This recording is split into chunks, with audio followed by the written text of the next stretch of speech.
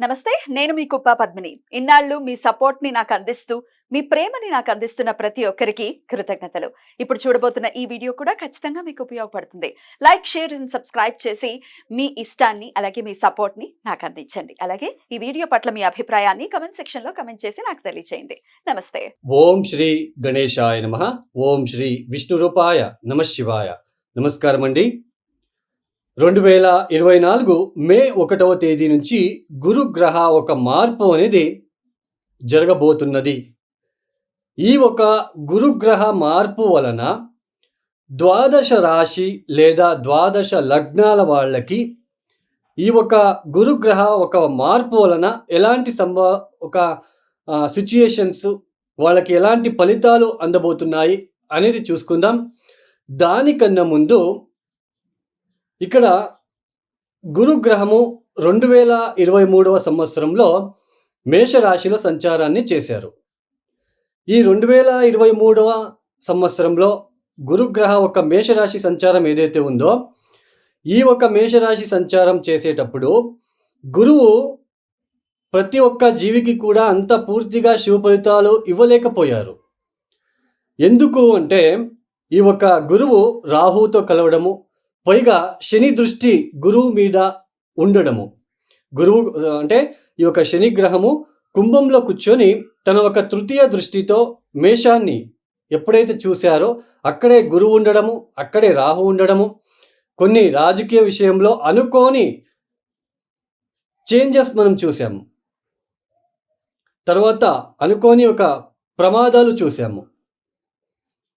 అయితే అంటే గురువు ఇచ్చే ఫలితాలు ఆయన ఇవ్వలేకపోయాడు. ఆయన ఒక్కడే ఉన్నప్పుడు ఆయన పూర్తిగా ఇచ్చే ఫలితాలు బావుంటాయి. ఆయన ఎప్పుడూ చెడు గ్రహాల ఒక కలయిక, చెడు గ్రహాల దృష్టి ఉన్నప్పుడు ఆయన ఆ ఫలితాలని ఎక్కువగా ఇవ్వలేకపోతాడు. అయితే ఈ ఒక 2024 మే 1వ తేదీ నుంచి 2025 మే 15వ తేదీ వరకు కూడా గురువు వృషభంలో సంచారం చేసేటప్పుడు ఏ గ్రహాల ఒక డిస్టర్బెన్స్ అనేది ఉండదు. రాహు, శని గ్రహ దృష్టి అయితే అస్సలు ఉండదు. అంటే ఈ ఒక సమయంలో కొద్దిగా గురువు ఫ్రీగా ఉంటాడు అని అర్థం. మంచి ఫలితాలు ఇవ్వడానికి అవకాశాలు ఉంటాయి. అయినా ఇక్కడ ఈ ఒక వృషభ రాశి అనేది శుక్రుడి యొక్క ఇల్లు అవుతుంది. అయినప్పటికీ ఈ యొక్క శుక్రుడు ఇంట్లో ఏ నక్షత్రాలు వస్తాయి అంటే కృతికా నక్షత్రం, రోహిణి నక్షత్రం, మృగశిర నక్షత్రం. సూర్య, చంద్ర, కుజుల ఒక నక్షత్రమే ఉంటుంది కాబట్టి ఈ నక్షత్రాల మీదే గురుగ్రహ ఒక ప్రయాణం సాగుతుంది కాబట్టి పెద్దగా మనకి శుక్రుడి ఇంట్లో ఉన్నప్పటికీ గురువు మనకి అందరికీ మంచి ఫలితాలే ఇస్తారు అని మనం చెప్పుకోవచ్చు. కాలపురుష చక్రం నుంచి మనం ఫస్ట్ భౌగోళికంగా చూసుకుందాం. అంటే మనందరికీ ఎలా ఉంటుంది గురుగ్రహ మార్పు? ద్వాదశ రాశుల వాళ్ళకి అంటే ఇండివిజువల్‌గా రాశులు వస్తాయి. బట్ మనకి గ్రూప్‌లో మన సామూహికంగా ఎలా ఉంటుంది? ఒక భౌగోళికంగా ఎలా ఉంటుందని చూసుకున్నట్లు గనకైతే కాలపురుష చక్రం నుంచి గురుగ్రహం ఎన్నో రాశిలో సంచారం చేస్తున్నారు. కాలపురుష చక్రం అంటే ఏంటి? ఈ ఒక ద్వాదశ రాశిలలో మొట్టమొదటి రాశి ఏది? మేషరాశి. రెండవ రాశి వృషభ రాశి. అలాంటి రెండవ రాశిలో గురుగ్రహ యొక్క సంచారం ఏదైతే ఉందో, ఈ ఒక రెండవ రాశి అంటే ఏంటి? రెండవ స్థానానికి సంబంధించినది. మొట్టమొదటిగా మనం ఏం చూసుకోవచ్చు? Food industries, food business. ఈ యొక్క ఫుడ్ బిజినెస్ చేసే వాళ్ళకి చాలా చక్కని ఫలితాలు అందుకోబోతున్నారు. మంచి లబ్ధి అనేది ఉంటుంది. ఫుడ్ ఇండస్ట్రీస్ అనేది డెవలప్ అవ్వడానికి అవకాశం ఉంటుంది. మనకి ద్వితీయ స్థానం అంటే ఏంటి? Financial sectors. ఆర్థిక విషయంలో కొన్ని అభివృద్ధి మనము చూసుకోవడానికి అవకాశాలు ఉంటాయి అని చెప్పుకోవచ్చు. తర్వాత ఈ ఒక ద్వితీయ స్థానం అంటే ఏంటి? మార్కెటింగ్ అంటే మాట్లాడేది. ద్వితీయ స్థానం అంటే మాటలు. ఈ యొక్క కమ్యూనికేషన్ ఫీల్డ్‌లో ఎవరైతే పనిచేస్తున్నారో మార్కెటింగ్ సెక్టర్ కావచ్చు, తర్వాత ఈ యొక్క టీచింగ్ సెక్టర్స్‌లో పనిచేసే వాళ్ళకి, సో వీళ్ళందరికీ కూడా చాలా బాగుంటుంది అని చెప్పుకోవచ్చు. తర్వాత ఇంకేముంటుంది? ద్వితీయం అంటే ఏంటి? మన ఫేషియల్ అట్రాక్షన్, ఫేస్‌కి సంబంధించిన విషయం. ఫేస్ అట్రాక్షన్ అంటే ఏంటి?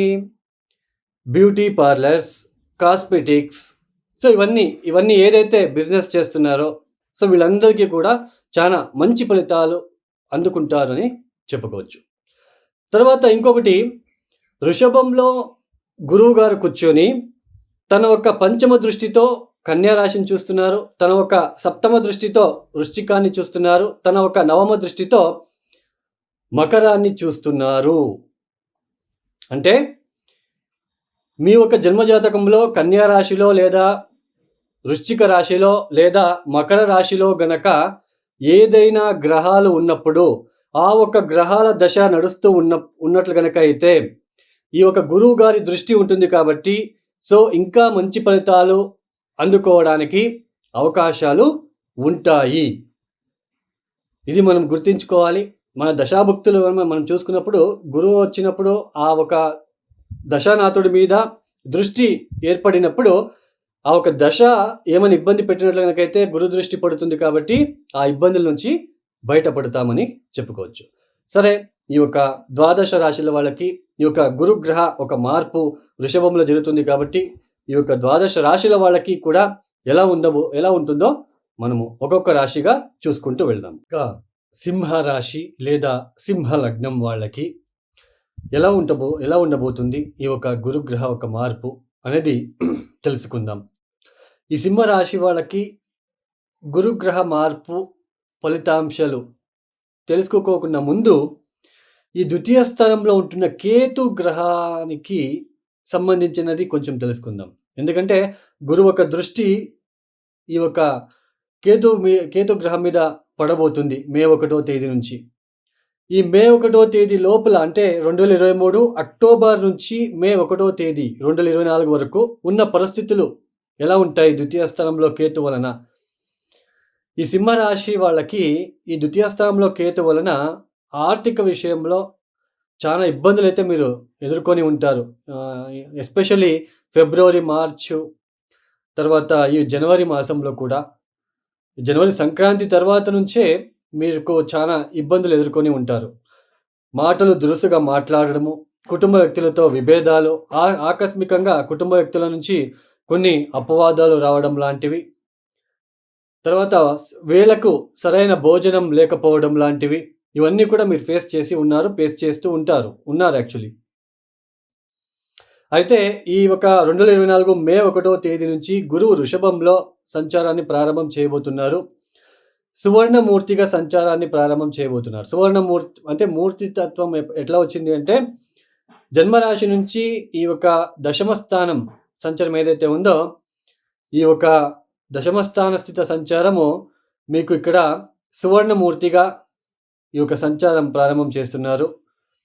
ద్వితీయ స్థానం మీద దృష్టి, చతుర్థ స్థానం మీద దృష్టి, 6వ స్థానం మీద దృష్టి పడబోతున్నది.